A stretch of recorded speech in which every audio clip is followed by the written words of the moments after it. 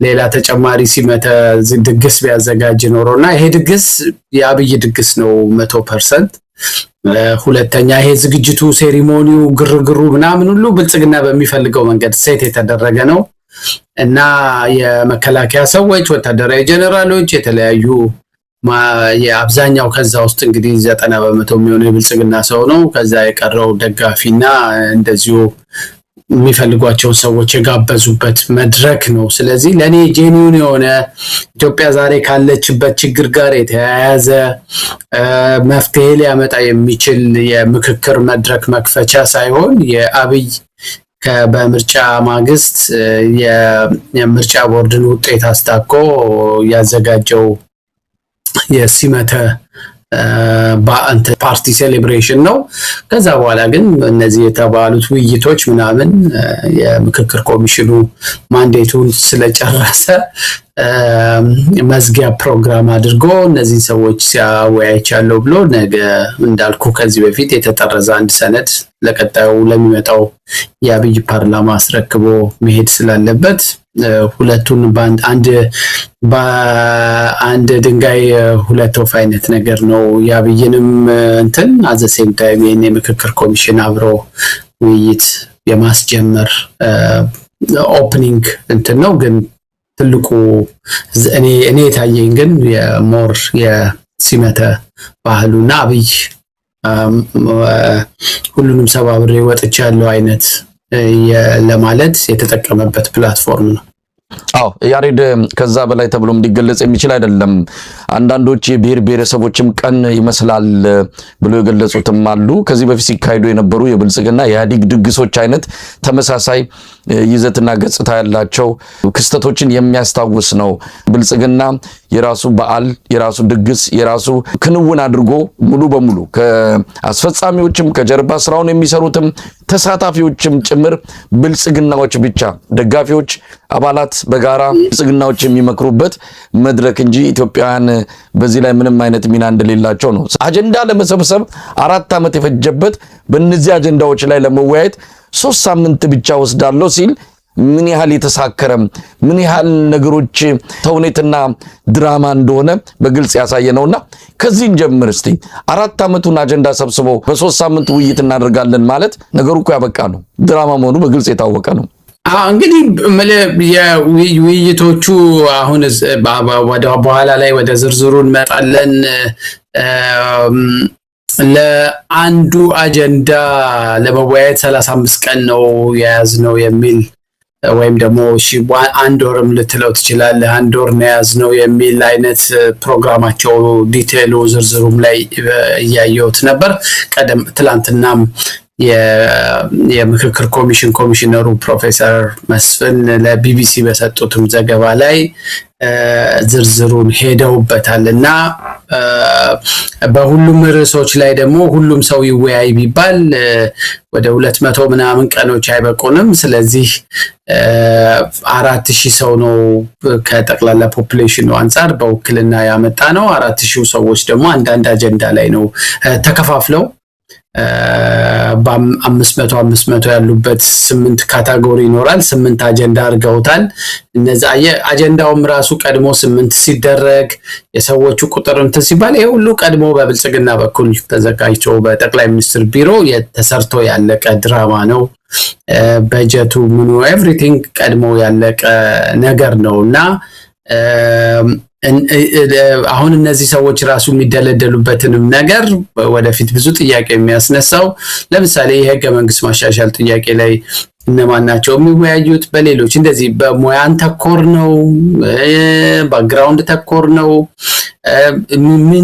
ምንን መነሻ ያደረገ ድልደላ ነው የ500 ሰዎች እና ከፕሮፌሰሩ አነጋገር ራንደምሊ 500 ሰዎች በካታጎሪ ይከፋፈላሉ። ከዛ በኋላ አጀንዳዎቹን በእጣ ነው የሚደርሳቸው ብለዋል። ስለዚህ ለምሳሌ አንተ አጀንዳ ህገ መንግስት እንዲሻሻል ነው የምፈልገው የኔ ብቸኛ አጀንዳ እሱ ነው ብትል ግን ሊደርስ የሚችለው አጀንዳ ሌላ ሊሆን ይችላል። ወይም እንደዚህ ብቻ የተሰጠህን በዕጣ ደረሰህ የተባለውን አጀንዳ ይዘህ እዛ ውስጥ የተሰባሰቡ ሰዎች ለዛ አጀንዳ የሚመጥን በቂ የሰው ኃይል አላቸው። የሰው ኃይል እንኳን እኩል ነው የሚመደበው። እውቀቱ ኤክስፐርቲዙ ምኑ ያላቸው ሰዎች ናቸው ወይስ ምንድነው? ምን አይነት ምክክር ነው የሚሆነው ብሎ ለምሳሌ ከአንድ ክልል የክልልን ጥያቄ ያነሳ ወይ ደቡብ ክልል እኔ ከዞን ወደ ክልል አድጋለሁ የሚል ብቸኛ ጥያቄ ይሄ ነው የሚል አንድ ሰው ቢመጣ ግን እዚህ አንድ የተመደበበት ዕጣ ውስጥ በሌላ በሃይማኖት ግጭት ጉዳይ ወይ በሌላ ጉዳይ ላይ ሊወያይ ይችላል። ስለዚህ ራሽናሉ ምን እንደሆነም ግልጽ አይደለም። ግን ትልቁ ነገር መሳይ ይሄ ሁሉ ፕሮሰሱ ተካሂዷል ከተባለ ያው በቃ ለአፈጻጸም የሚመች አይነት ዲዛይን እናርግና የጨረባ ተስካር ነው በሆነም ነገር ተንቦጫርቆም ብቻ ይሄ ምዕራፍ መዘጋት አለበት እና አዲስ ምዕራፍ ከዚህ በፊት ብያለሁ በነበረን ውይይታችን አብይ ከአዲሱ ፓርላማ ጋር አዲስ ፕሮጀክት ነው ይዞ የሚመጣው የቀጣዩን 5 ዓመት እንደ ጎማ ሊጠቀምበት የሚፈልግ ይህን ኮሚሽን ላለፉት 4 ዓመታት እንደ ጎማ ተጠቅሞበታል። የህዝብን ብሶት ፈንድቶ ወደ ሌላ አይነት ደረጃ እንዳይወጣ ከዛሬ ነገ ህዝቡ ጥያቄ በዚህ ኮሚሽን ይመለስልኛል ብሎ እንዲያስብ በማድረግ እዛው ሳፎኬት የማድረግ የህዝቡን ጥያቄም አጀንዳ ሳፎኬት በማድረግ የአብይን የዛን ውጥረት የተሞላበትን ጊዜ ባለፈው አሁን በቅርቧ በነበረችው ምርጫ የማሻገር ተልዕኮ ነበር የዚህ ኮሚሽን። የኮሚሽኖቹ ሰዎች ጄኒዩንሊ ፕሮጀክቱን ሲሪየስሊ አገር ያድናል ብለው ወስደውት ሊሆን ይችላል።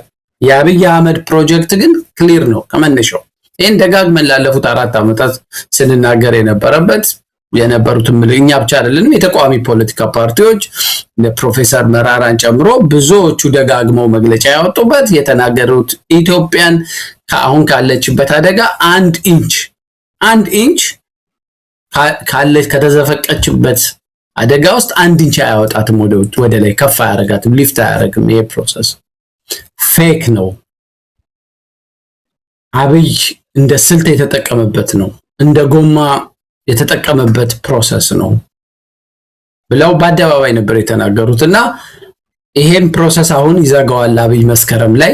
ምክንያቱም ይሄ ኮሚሽን አሁን ባለው አወቃቀር አጀንዳዎች ሰብስብ ያለው አናላይዝ ተደርጓል፣ ሰፊ ውይይት ተደርጎበታል፣ የህዝብ ተሳትፎ ተደርጎበታል ተብሎ ይጨመቅና ለአብይ ተጠርዞ ይሰጠዋል እና ምክረ ሐሳቦች አብረውት ከውስጡ ይወጣሉ። በእያንዳንዱ 8 አጀንዳ ላይ 8 ቁልፍ ምክረ ሐሳቦች ይወጣሉ። ለምሳሌ አንዱ ህገ መንግስቱ እንዲሻሻል ህዝብ መክሮ እነዚህ አንቀጾች ምናምን ይሻሻሉ ብሏል። ስለዚህ ህገ መንግስት አርቃቂ ኮሚቴዎች ያቋቁማል። አሁን ሌሎች ንዑስ ኮሚቴዎች ያቋቁምና እነሱን አጀንዳዎቹን ይሰጣል። ከዛ የህገ መንግስት ጥያቄ ብታነሳ፣ የስልጣን ክፍፍል ጥያቄ ምንም ብታነሳ ልክ ኮሚሽኑ የህዝብን ጥያቄ ይመልሳል ተብሎ ለ4 ዓመት እንደ ማፈኛ ቱል እንደተወሰደው ሁሉ አሁንም የእነዚህን በዚህ ጉባኤ ማግስት አብይ የሚመሰርታቸው አዳዲስ ኮሚቴዎች ወይ ኮሚሽኖች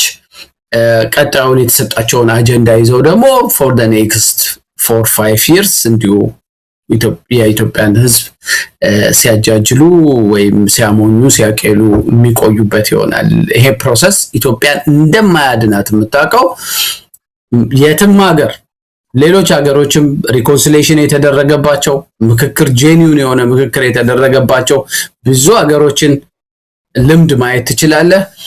በፖለቲካው መሸዋከት ጊዜ ውስጥ በግጭቱ ወቅት ውስጥ የነበሩ ቁርሾች ዋና መንስኤ ተደርገው ግን የፖለቲካ እስረኞች ተለቀው አዳዲስ ፖለቲካ እስረኞችን ማሰር ቆሞ የተነጣጠሩ ግድያዎች፣ እስሮች፣ ግፎችን አቁሞ ያገዛዝ ስርዓቱ ጄኒዩን የሆነ የፖለቲካ ድርድር ውስጥ የሚገባበት ነው።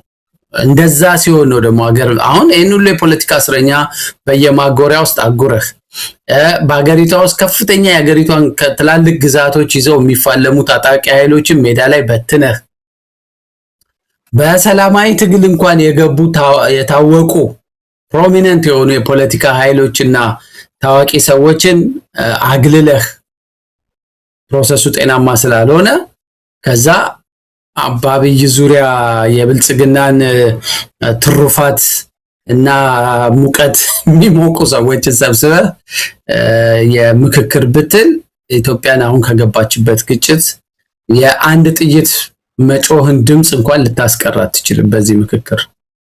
ያሬድ ምናልባት በሁለት ነገሮች ላይ አስተያየት ለመስጠት ያህል ነው አንተ ካነሳቸው። አንደኛው ይሄ ምክክር ኮሚሽን አንድ ስንዝር ወደፊት የኢትዮጵያን ችግር ሊያሻሽል ፈቅ ሊያደርግ አይችልም የሚለው ነው። የብዙዎች ስጋት ፈቅ ማድረጉ ሳይሆን እንደውም የበለጡ ብዙ አደጋዎችን ጎትቶ የሚያመጣም ሊሆን ይችላል። በወጉ ያልተዳሰሱ በወጉ ያልተነኩ ብዙ መመከር የሚገባቸው ጊዜ ተወስዶ ሁሉም ባለድርሻ አካላት ተሳታፊዎች ባሉበት ቀናተኛና ቀጥተኛ ውይይት ባልተደረገበት እነዚህን ርዕሶች አምጥቶ እንዲማልከስከስ በራሱ ነገ ከነገ ወዲያ ሌላ አሁን ከሌሉ ችግሮች በተጨማሪ ችግር የሚያዋልድ ኮሚሽን ነው ብለው የሚሰጉም አሉ። ማሻሻል አይደለም የበለጠ ያለውንም አጠቃላይ ሁኔታ ወደኋላ የሚመልስ እጅግ አደገኛ ሂደት ነው ብለው የሚሰጉ ወገኖች አሉ።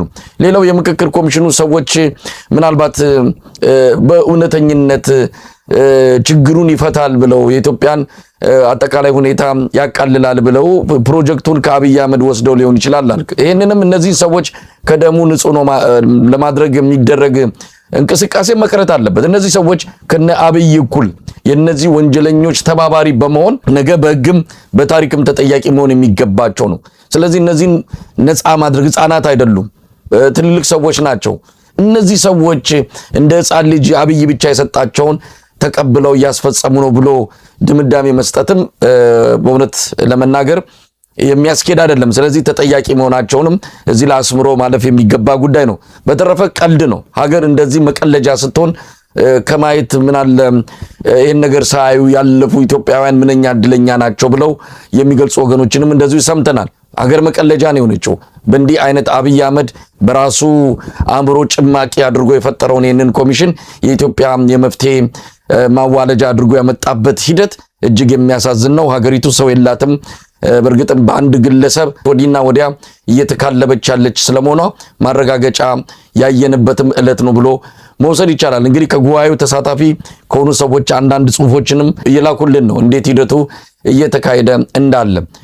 ያሬድ ትንሽ ወደ ኋላ ልመልስ። ትላንትና አብይ አህመድ የኦሉሴጉን ኦባሳንጆን በጽህፈት ቤቱ መቀበሉን አስመልክቶ በጻፈው ጽሁፍ ላይ የቢያፍራውን ተመሳሳይ የምክክር ሂደት ታሪክ ልምድ እንቀስምበታለን ብሎ የገለጸው ነገር ምን ያህል የምክክሩ ሂደት እጅግ አስፈሪ እንደሆነ የሚያመላክት ነው። የቢያፍራውን የናይጄሪያውን መሰል የሆነ ሂደትን ከታሪክ እንደተማር ነው እጅግ የሚያሳዝን እንኳን ለምሳሌነት ሊበቃ እንኳን ለሌላው ባሪያነት የሚጠቀስ አይደለም። እንዴት አየው? ባያፍራ በራሱ ለእንዲህ አይነቱ የምክክር ሂደት እንደ ሞዴል መጠቀሱ በቀጣይ ኢትዮጵያ ውስጥ ምን ሊፈጸም እንደሚችል አብይ ምን እንዳቀደ ግልጽ የሆነ ማሳያ ተደርጎ መወሰድ የሚገባው እንደሆነ ነው የሚነሳው። ያሬድ እኔ ለምን እሱን እንዳነሳው ራሱ አንድም ይሄ ሰውዬ በእርግጥም ሁሌ እንደሚባለው የእውቀትም ችግር የንባብም ችግር እንዳለበት ነው የምታየው። ይሄ የቢያፍራ ሪኮንሲሌሽን በናይጄሪያ ከ1967 እስከ 1970 የነበረው ሲቪል ዋር እና ከባድ ደም መፋሰስ ግጭት ተከትሎ ልክ ያ ግጭት እንዳቆመ የተጀመረ ፕሮሰስ ነው እና ግጭቶች ቆመው በ1970 ነው ጦርነቱ የሲቪል ዋሩ አብቅቶ የነበረው። ከዛ በኋላ ናይጄሪያን ለመታደግ በሚል የተጀመረ ፕሮሰስ ነው። ግን የተሳኩ ተብለው የሚጠቀስ የሪኮንሲሌሽን ፕሮሰስ አልነበረም። የራሱ ችግሮች ነበሩበት። እስካሁን ድረስ ናይጄሪያ ትርምስ ውስጥ ያለች ሀገር ነች። እንደውም በአፍሪካ ውስጥ ቶሎ ፌል ከሚያደርጉ ሀገሮች ተብሎ የምትፈራና ቀውስ ይፈጠርባታል ተብሎ የምትፈራ የነ ቦኮ ሃራም ታጣቂዎችን ጨምሮ በጣም ከፍተኛ ኮራፕሽን ያለበት በየአንዳንድ ሪጅኖች ውስጥ ግጭቶች በየጊዜው የሚካሄድበት የዚህ ስምምነት የናይጄሪያን የሲቪል ዋርም ግጭቶችን ማስቆም አለመቻሉ ከጦርነቱ በኋላ የተጀመረ ፕሮሰስ ቢሆንም ግን የተለያዩ ሰነዶችን እንደምታየው ችግር ነበረበት። የላክ ኦፍ ትሩዝ ኤንድ ሪኮንሲሌሽን የእውነትን በትክክል የማፈላለግም ችግር እንደነበረበት ሁሉ የሳውዝ አፍሪካን አይነት ሞዴል አልተከተለም። የዛ አይነት እውነትንና እርቅን ያማከለ ትክክለኛ ስራ ለማድረግ ናይጄሪያኖች በዚህ ፕሮሰስ አለመቻላቸውን እና ፕሮሰሱ በአግባቡ ፎርማሊ ራሱ ያልተዘጋ ፕሮሰስ ነው። ሁለተኛው ደግሞ ሲስተሚክ የሆነ ፖለቲካል ኤክስክሉዥን የነበረበት የተወሰኑ የናይጄሪያ ውስጥ ያሉ ስቴክ ያላቸው አካላትን ኤክስክሉድ ያደረገ ያገለለ ሆን ተብሎ የፖለቲካ ማግለል የተደረገበት ፕሮሰስ ስለነበረ አንዱ ላለመሳካቱ ምክንያት እሱ እንደሆነ ይነገራል። እና የዚህ ሲስተሚክ የሆነ የፖለቲካል ኤክስክሉዥኑ ኢትዮጵያ ውስጥ አሁን ታየዋለህ። እነ ህወሓትን፣ በአማራ ክልል ያሉ ኃይሎችን፣ በኦሮሚያ ክልል ያሉ ኃይሎችን በአዲስ አበባ ቁጭ ብለው ይሄ ምክር ቤት ይሄ አደረጃጀት ይሄ ስራ ገለልተኛ ይሁን ብለው ጥያቄ ያነሱ እንደ ኢሃፓ ያሉ እንደ ኦፌኮ ያሉ ሌሎች አካላትንም ኤክስክሉድ ያደረገ ነው። ይሄ ሲስተሚክ ኤክስክሉዥኑ ዝም ብሎ የመጣ ነገር አይደለም። አብይ አስቀድሞ ኮሚሽኑን ራሱ እንደፈጠረው አድርጎ እንዲታወቅ የሄደበት መንገድ ፕሮሰሱ እንዲደረግ ኢትዮጵያ መከረች የሚባለው ነገር ዝም ብሎ አይደለም። ኢትዮጵያ መከረች በአብይ ጊዜ የሚባለውን እሱን ይፈልገዋል። እንየት ደግሞ ጄኒውን ከሆነ እውነት ከሆነ ፕሮሰሱ እውነታዎች ሊወጡ ነው፣ ትሩዝ ሊወጣ ነው። እውነት ላይ የተመሰረተ ሪኮንሲሌሽን እርቅ ሊመጣ ነው። ከእርቅ ጋር ተያይዞ ደግሞ እና ከእውነት ጋር ተያይዞ አካውንታቢሊቲ ሊመጣ ነው። እዛ ውስጥ አብይ አህመድ ራሱን ተጠያቂ አድርጎ ወንጀለኛ ሆኖ ነው የሚገኘው በዛ ሂደት ውስጥ። ስለዚህ ኢንቴንሽናሊ ነው ይሄ ኮሚሽን በአብይ ማኒፑሌት እንደሚደረግ እንዲታወቅለት ይፈልግ ነበር። ለምንድን ነው? የተወሰኑ አካላት ተበሳጭተው ከፕሮሰሱ አቋም ይዘው ይወጣሉ። ያ የሚፈለግ ነገር ነው፣ አብይ የሚፈልገው ነገር እና ሲስተሚክ የሆነው ኤክስክሉዥን ማለት ይሄ ነው።